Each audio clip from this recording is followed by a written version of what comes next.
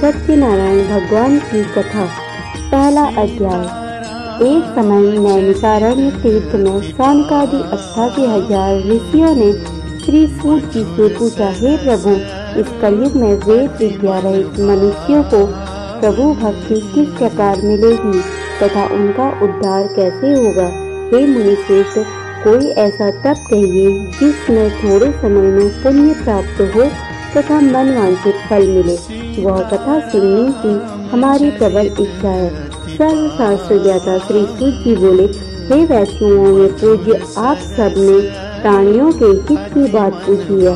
अब मैं उस श्रेष्ठ व्रत को आप लोगों से कहूँगा जिस व्रत को नारद जी ने श्री लक्ष्मी नारायण भगवान से पूछा था और श्री लक्ष्मीपति ने मुनि श्रेष्ठ नारद जी से कहा था। यह कथा ध्यान से सुनो।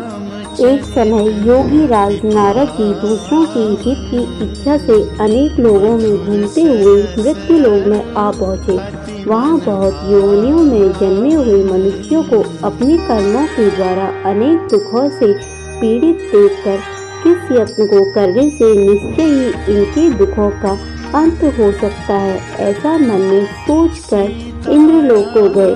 वहाँ श्वेत वर्ण और 4 भुजा वाले देवों के ईश नारायण को, जिनके हाथों में शंख, चक्र, गदा और पद्म थे तथा वरमाला पहने हुए थे, देखकर स्तुति करने लगी। हे भगवान, आप अत्यंत शक्ति से संपन्न हैं। मन तथा वाणी भी आपको नहीं पा सकती। आपका आदि मध्य अंत नहीं है। निर्गुण स्वरूप सृष्टि के कारण भक्तों के दुखों को नष्ट करने वाले हो। आपको मेरा नमस्कार है। हे मुनि श्रेष्ठ, आपके मन में क्या है? आप किस काम के लिए आए हुए हैं? निसंकोच कहो। तब नारद जी बोले, मृत्यु लोक में सब मनुष्य जो अनेक योनियों में पैदा हुए हैं, अपने अपने कर्मों के द्वारा अनेक दुखों से दुखी हो रहे हैं। हे नाथ, मुझ पर दया रखते हो तो बताइए कि उन मनुष्यों के सब दुखों को थोड़े से प्रयत्न से कैसे दूर किया जा सकता है। श्री भगवान जी बोले, हे नारद, मनुष्यों की भलाई के लिए तुमने बहुत अच्छी बात पूछी है। जिस काम को करने से मनुष्य मोह से छूट जाता है वह मैं कहता हूँ, सुनो। बहुत पुण्य देने वाला स्वर्ग तथा मृत्यु दोनों में दुर्लभ यह उत्तम व्रत अच्छी तरह विधान पूर्वक संपन्न करके मनुष्य मोह से छूट जाता है, वह मैं कहता हूँ, सुनो। बहुत पुण्य देने वाला स्वर्ग तथा मृत्यु लोक दोनों में दुर्लभ यह उत्तम व्रत है। आज मैं प्रेम वश होकर तुमसे कहता हूँ, श्री सत्यनारायण भगवान का यह व्रत अच्छी तरह विधान पूर्वक संपन्न करके मनुष्य तुरंत ही यहाँ सुख भोग कर मरने पर मोक्ष को प्राप्त होता है। श्री भगवान के वचन सुनकर नारद मुनि बोले कि उस व्रत का क्या फल है, क्या विधान है, किसने यह व्रत किया और किस दिन यह व्रत करना चाहिए। हे भगवान, मुझसे विस्तार से कहो। भगवान बोले, दुख शोक आदि को दूर करने वाला यह व्रत सब स्थानों पर विजय करने वाला है। भक्ति और श्रद्धा के साथ किसी भी दिन मनुष्य श्री सत्यनारायण की शाम के समय ब्राह्मणों और बंधुओं के साथ धर्मपरायण होकर पूजा करे। भक्ति भाव से नवेद, केले का फल, घी, दूध और गेहूं का चूर्ण सविया लेवे। गेहूं के अभाव में साटी का चूर्ण, शक्कर अथवा गुड़ ले तथा भक्ति भाव से भगवान का स्मरण करता हुआ समय व्यतीत करे। इस तरह व्रत करने पर मनुष्य की इच्छा निश्चय पूरी होती है। विशेष करके कली काल में मृत्यु लोक पर यही मोक्ष का सरल उपाय है। इति श्री सत्यनारायण व्रत कथा का प्रथम अध्याय संपूर्ण हुआ। बोलो सत्यनारायण भगवान की जय। दूसरा अध्याय। सूत जी बोले, हे ऋषियों, जिसने पहले समय में इस व्रत को किया है उसका इतिहास कहता हूँ, ध्यान से सुनो। सुंदर काशीपुरी में एक अत्यंत निर्धन ब्राह्मण रहता था। वह भूख और प्यास से बेचैन हुआ पृथ्वी पर घूमता था। ब्राह्मणों से प्रेम करने वाले श्री भगवान ने ब्राह्मण को दुखी देखकर बूढ़े ब्राह्मण का रूप धारण कर उसके पास जा आदर के साथ पूछा, हे विप्र, तुम नित्य ही दुखी होकर पृथ्वी पर क्यों घूमते हो? हे श्रेष्ठ ब्राह्मण, यह सब मुझसे कहो, मैं सुनना चाहता हूँ। ब्राह्मण बोला, मैं निर्धन ब्राह्मण हूँ, भिक्षा के लिए पृथ्वी पर घूमता फिरता रहता हूँ। हे भगवान, यदि आप इससे छुटकारे का उपाय जानते हो तो कृपा कर कहो। वृद्ध ब्राह्मण बोला कि श्री सत्यनारायण भगवान मनवांचित फल देने वाले हैं, इसलिए हे ब्राह्मण तू उनका पूजन कर, जिसके करने से मनुष्य सब दुखों से मुक्त हो जाता है। ब्राह्मण को व्रत का सारा विधान बताकर बूढ़े ब्राह्मण का रूप धारण करने वाले श्री सत्यनारायण भगवान अंतर्ध्यान हो गए। जिस व्रत को वृद्ध ब्राह्मण ने बताया है मैं उसको करूँगा। यह निश्चय करने पर उस ब्राह्मण को रात भर नींद नहीं आई। वह सवेरे उठकर श्री सत्यनारायण भगवान के व्रत का निश्चय कर भिक्षा के लिए चल दिया। उस दिन उसको भिक्षा में बहुत धन मिला, जिससे बंधु बांधवों के साथ उसने श्री सत्यनारायण का व्रत किया। इसके करने से विप्र सब दुखों से छूटकर अनेक प्रकार की संपत्तियों से युक्त हुआ। उस समय से वह विप्र हर मास व्रत करने लगा। इस तरह सत्यनारायण भगवान के व्रत को जो करेगा वह सब पापों से छूटकर अंत में मोक्ष को प्राप्त होगा। आगे जो पृथ्वी पर सत्यनारायण का व्रत करेगा वह मनुष्य सब दुखों से छूट जाएगा। इस तरह नारद जी से नारायण का कहा हुआ यह व्रत मैंने तुमसे कहा। हे विप्रो, मैं अब और क्या कहूँ। ऋषि बोले, हे मुनीश्वर, संसार में इस व्रत को सुनकर किस किस ने इस व्रत को किया है हम सब सुनना चाहते हैं। इसके लिए हमारे मन में श्रद्धा है। सूत जी बोले, हे मुनियों, जिसने इस व्रत को किया है वो सब सुनो। एक समय यह वृद्ध ब्राह्मण धन और ऐश्वर्य के अनुसार बंधु बांधवों के साथ व्रत करने को तैयार हुआ। उसी समय एक लकड़ी बेचने वाला बूढ़ा आया और बाहर लकड़ियों को रखकर विप्र के मकान पर गया। प्यास से दुखी होकर लकड़हारा उनको व्रत करते देख विप्र को नमस्कार कर कहने लगा कि आप यह क्या किसका पूजन कर रहे हैं? इस व्रत को करने से क्या फल मिलता है? कृपा करके मुझसे कहो। ब्राह्मण ने कहा, सब मनोकामनाओं को पूरा करने वाला यह श्री सत्यनारायण भगवान का व्रत है। इसी की कृपा से मेरे यहाँ धन धान्य आदि की वृद्धि हुई है। विप्र से ऐसे वचन जानकर लकड़हारा बहुत प्रसन्न हुआ। भगवान का चरणामृत ले और भोजन करने के बाद अपने घर को गया। लकड़हारे ने अपने मन में इस प्रकार का संकल्प किया कि आज ग्राम में लकड़ी बेचने से जो धन मिलेगा उसी से सत्यदेव का उत्तम व्रत करूंगा। यह मन में विचार कर वह बूढ़ा आदमी लकड़ियां अपने सिर में रखकर जिस नगर में धनवान लोग रहते थे ऐसे सुंदर नगर में गया। उस रोज वहां पर उसे उन लकड़ियों का दाम पहले से चौगुना मिला। बूढ़ा आदमी लकड़ियां अपने सिर में रखकर जिस नगर में धनवान लोग रहते थे वह ऐसे सुंदर नगर में गया। उस रोज वहां पर उसे उन लकड़ियों का दाम ले और प्रसन्न होकर पके केले की फली, शक्कर, घी, दूध, दही और गेहूं का चूर्ण इत्यादि श्री सत्यनारायण भगवान के व्रत की कुल सामग्री को लेकर अपने घर गया। फिर अपने भाई को बुलाकर विधि के साथ भगवान जी का पूजन और व्रत किया। उस व्रत के प्रभाव से वह बूढ़ा लकड़हारा धन, पुत्र आदि से युक्त हुआ और संसार के समस्त सुखों को भोग कर वैकुंठ को चला गया। इति सत्यनारायण व्रत कथा द्वितीय अध्याय संपूर्णम। बोलो सत्यनारायण भगवान की जय। तृतीय अध्याय। श्री सूत जी बोले, हे ऋषि मुनियों, मैं आपको आगे की कथा सुनाता हूँ। प्राचीन समय में कनकपुर में उल्का मुख नाम का एक बुद्धिमान तथा सत्यवक्ता राजा राज्य करता था। वह प्रतिदिन मंदिर में जाकर श्री सत्यनारायण भगवान की पूजा करता था और निर्धनों को खूब अन्न, वस्त्र और धन का दान करता था। उसकी पत्नी सुभद्रा बहुत सुशील थी। वे दोनों हर महीने श्री सत्यनारायण भगवान का व्रत करते थे। श्री सत्यनारायण की अनुकंपा के से उनके महल में धन संपत्ति के भंडार भरे थे।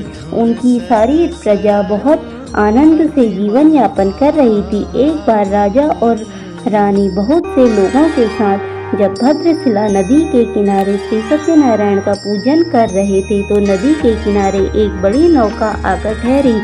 उस नाव में एक धनी व्यापारी यात्रा कर रहा था। वह बहुत सा धन कमाकर अपने नगर को लौट रहा था। उसका सारा धन उस नाव पर रखा हुआ था।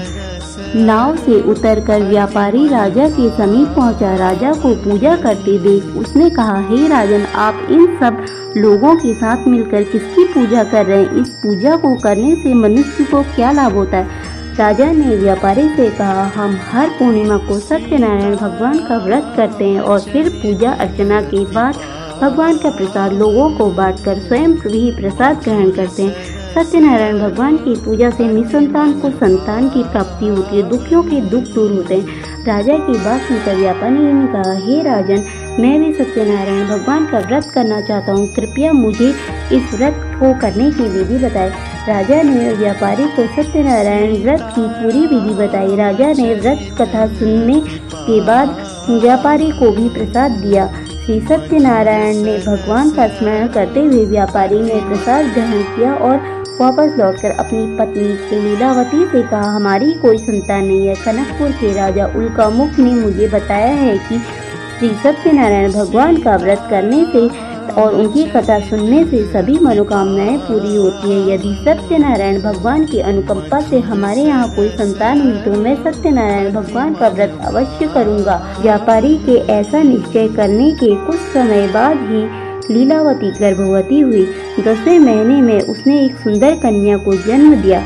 व्यापारी ने पुत्री के जन्म पर खुशियां मनाई, लेकिन सत्यनारायण भगवान का व्रत नहीं किया।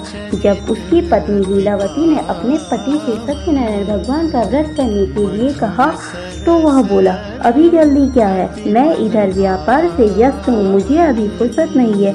जब अपनी बेटी बड़ी हो जाएगी और इसका ब्याह करूँगा तब मैं अवश्य सत्यनारायण भगवान का व्रत करूँगा। अपने पति के ऐसे वचन सुनकर लीलावती चुप रह गई। व्यापारी की कन्या कलावती शुक्ल पक्ष के चंद्रमा की तरह तेजी से बढ़ने लगी।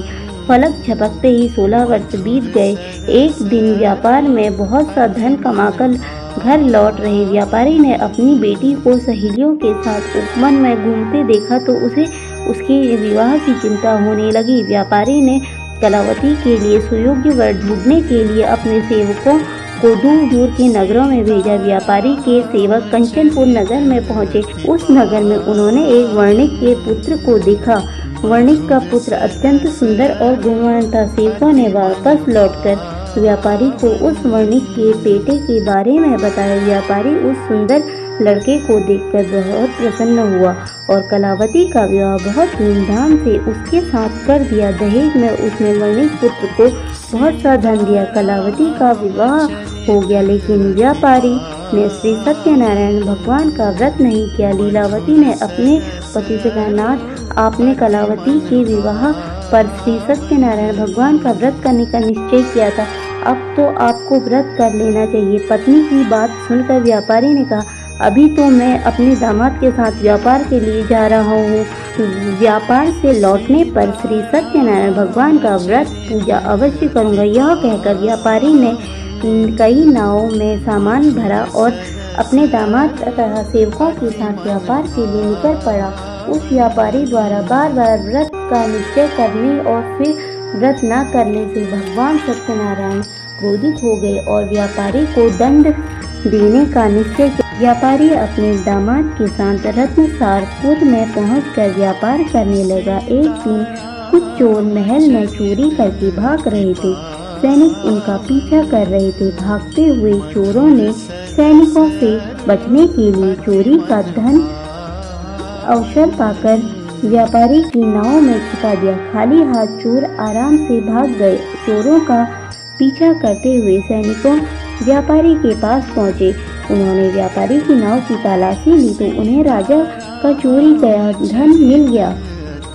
उन्होंने व्यापारी की नाव की तलाशी ली तो उन्हें राजा का चोरी गया धन मिल गया। तब सैनिक व्यापारी और उसके दामाद को बंदी बनाकर राजा के पास ले गए। राजा ने उन दोनों को बंदी गृह में डाल दिया और उनका सारा धन ले लिया। श्री सत्यनारायण के प्रकोप से उधर लीलावती भी मुसीबतों का पहाड़ टूट पड़ा। उनके घर में चोरी हो गई और चोरी में सारा धन चुरा कर ले गए। घर में खाने के लिए अन्न भी नहीं बचा। भूख और प्यास से व्याकुल होकर व्यापारी की बेटी कलावती एक ब्राह्मण के घर गई। उस ब्राह्मण के घर में श्री सत्यनारायण भगवान की व्रत कथा हो रही थी। उसने भी वहां बैठकर व्रत कथा सुनी और प्रसाद लिया। घर लौटकर कलावती ने अपनी माँ लीलावती को सारी बात बताई। कलावती से श्री सत्यनारायण भगवान की व्रत कथा सुनकर लीलावती ने भी व्रत करने का संकल्प लिया।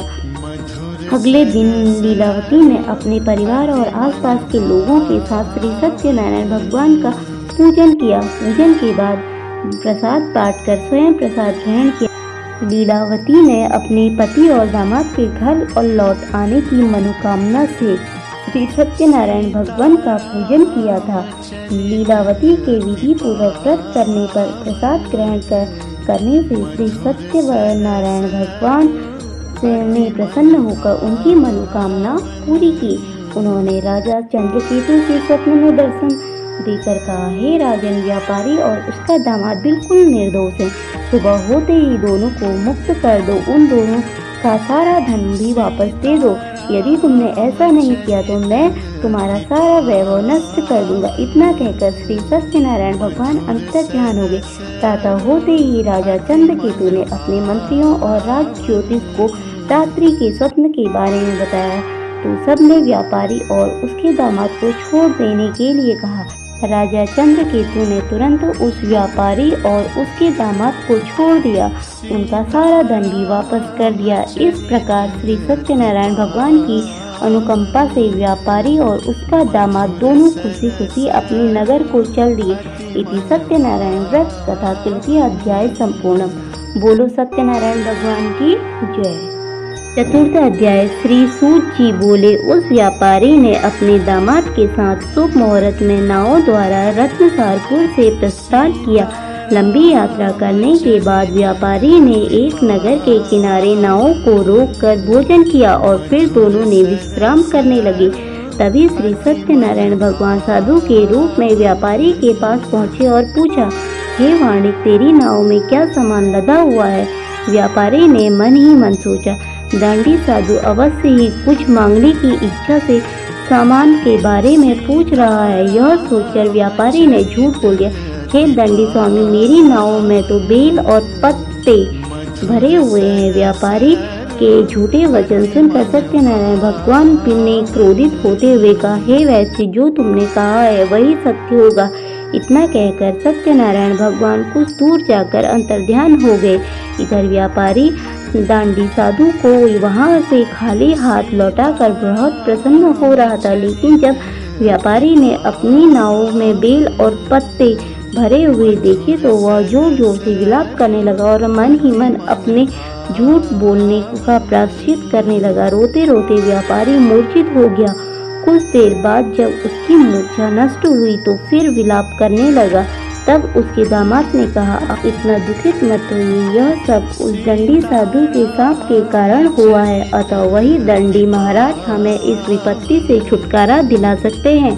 दामाद के वचन सुनकर व्यापारी दंडी साधु की तलाश में चल दिया। कुछ देर ढूंढने पर उसे एक वृक्ष के नीचे दंडी साधु के रूप में सत्यनारायण भगवान मिल गए। व्यापारी ने दंडी साधु के चरणों में गिरकर झूठ बोलने की क्षमा मांगी। दंडी स्वरूप सत्यनारायण भगवान बोले, हे वर्णिक पुत्र, तेरे बार बार झूठ बोलने के कारण ही मैंने तुझे इतना दंड दिया है। तूने बार बार सत्यनारायण भगवान अर्थात मेरी पूजा करने के लिए कहा, लेकिन कभी पूजा नहीं की। व्यापारी ने तब हाथ जोड़कर कहा, हे भगवान, आप तो दीन दुखियों के कष्ट को दूर करने वाले हैं, सबकी मनोकामनाएं पूरी करते हैं। मेरी इस गलती को भी क्षमा करें। आपके रूप को तो ब्रह्मा भी नहीं जान पाते, फिर भला मैं अज्ञानी कैसे आपकी लीला को समझ पाता। अब मैं जीवन में कभी झूठ नहीं बोलूँगा, सदैव श्री सत्यनारायण भगवान का व्रत और पूजा किया करूँगा।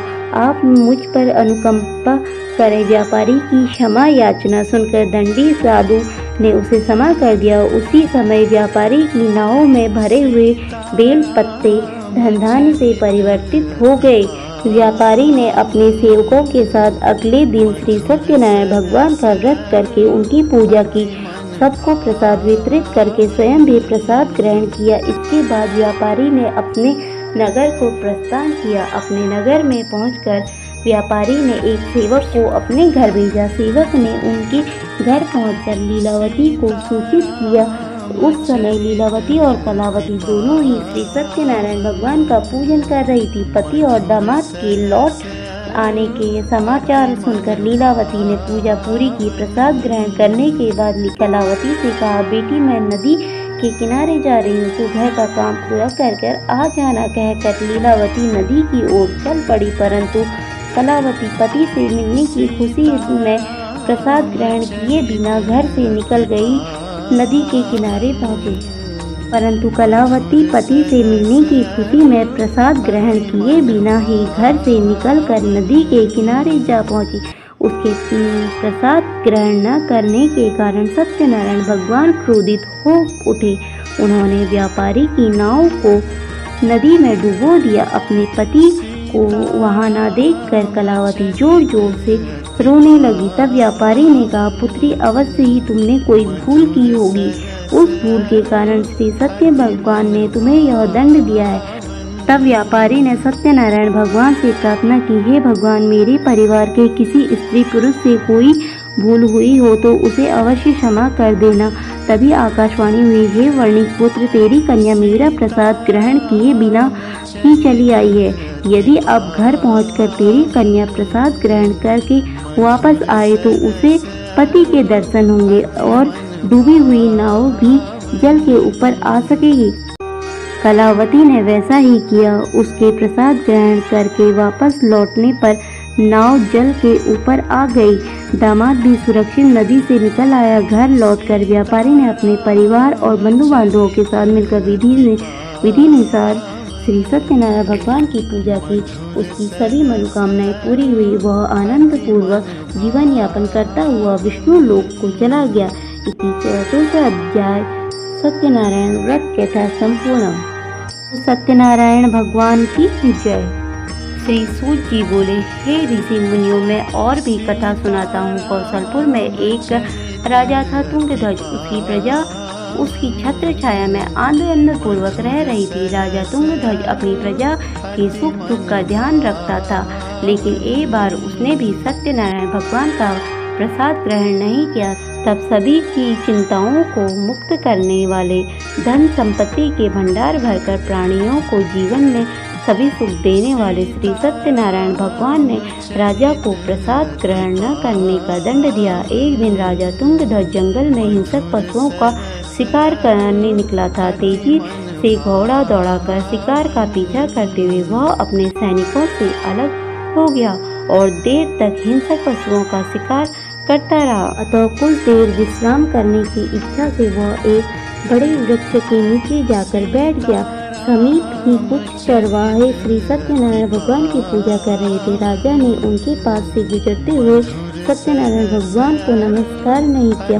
चरवाहों ने राजा को पूजा के बाद प्रसाद दिया तो राजा ने उन्हें छोटे लोग समझकर प्रसाद ग्रहण नहीं किया और घोड़े पर सवार हो अपने नगर को चल दिया।